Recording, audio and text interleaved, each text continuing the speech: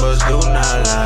Fire, fire, fire, oh, fire, fire, fire, oh.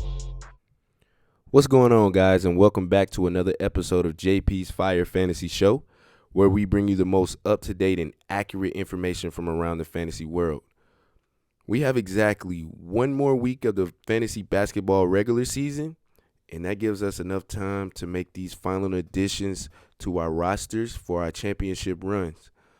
I'm not going to lie, man, this is one of the more exciting parts of the year for me in the fantasy world, because this is when the NBA, all the teams in contention start to turn it up a notch.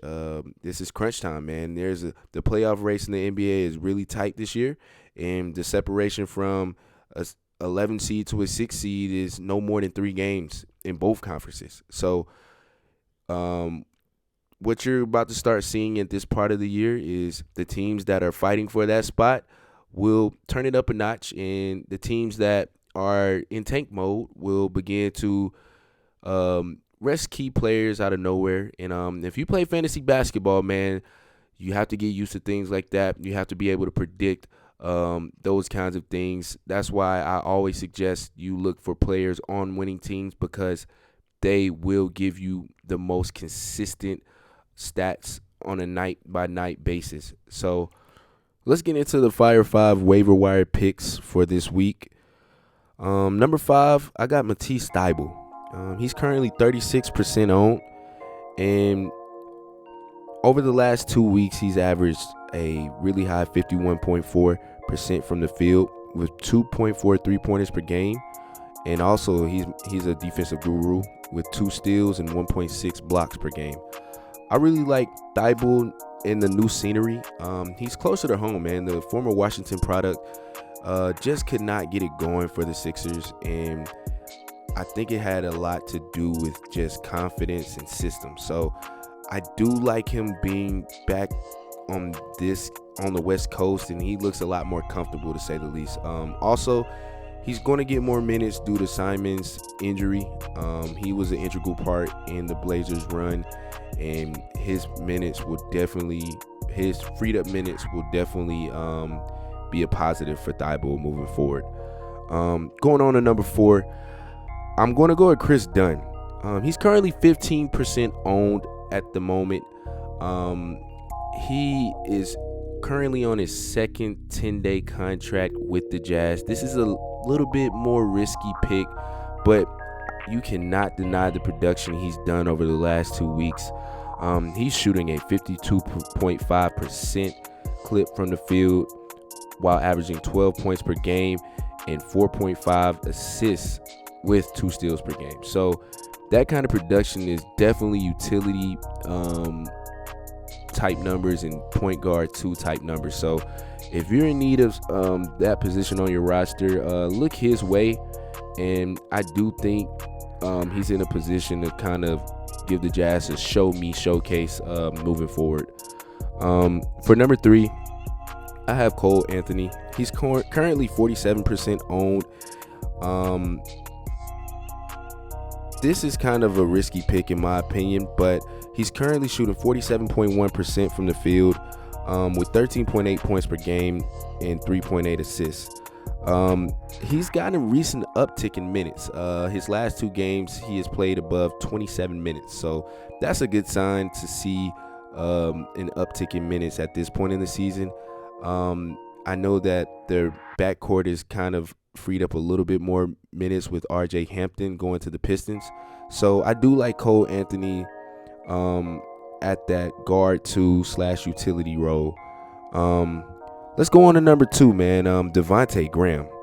This guy is a must own, and he's currently 24% owned in fantasy leagues. Over the last 2 weeks, he shot 37%, which is nothing to boast about, but he's averaging 2.8 3-pointers per game and 12.5 points per game with 4 assists.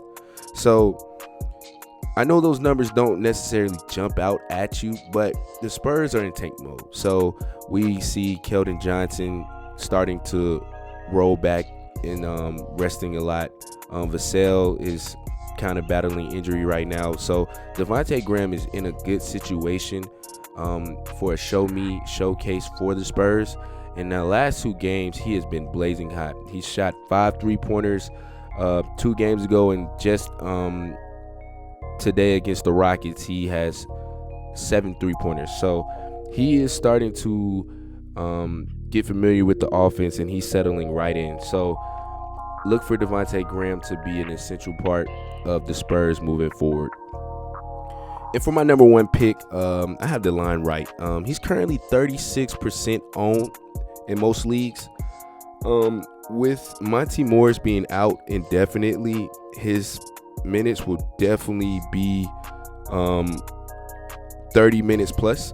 And then over the last 2 weeks, he is averaging 11.3 points per game off of 65.4% shooting with 4 rebounds and 4 assists. He also is averaging 1.3 steals and 0.8 blocks. So if you need defensive stats at this point in the season from the guard position and also efficiency, the line right is a safe play moving forward. The Wizards are currently fighting for a playoff berth, man, and I do think they have a chance to make that play-in tournament. So with that being said, I do like the fight that they're going to bring on a night-in and night-out basis, and he should definitely bring you consistent production for the remainder of the year. With that being said, that wraps up our Fire 5 waiver wire picks for this week. And since this is the last week, I think I'm going to go ahead and drop a video sometime in the middle of next week to just ensure that we have everybody that needs to be targeted on our radar.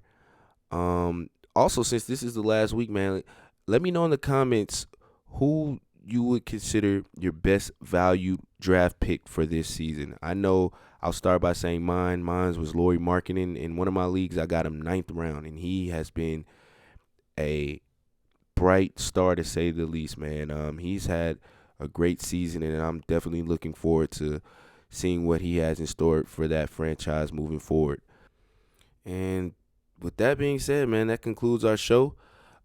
Please make sure you guys like and subscribe, and please leave some feedback. Let me know what you like, don't like, and let me know if you want to see any other segments. As I always say, if you ain't learning, you ain't living. JB out. Oh, hey. Don't you play yourself? Don't you play yourself? Why you hate yourself? Countdown.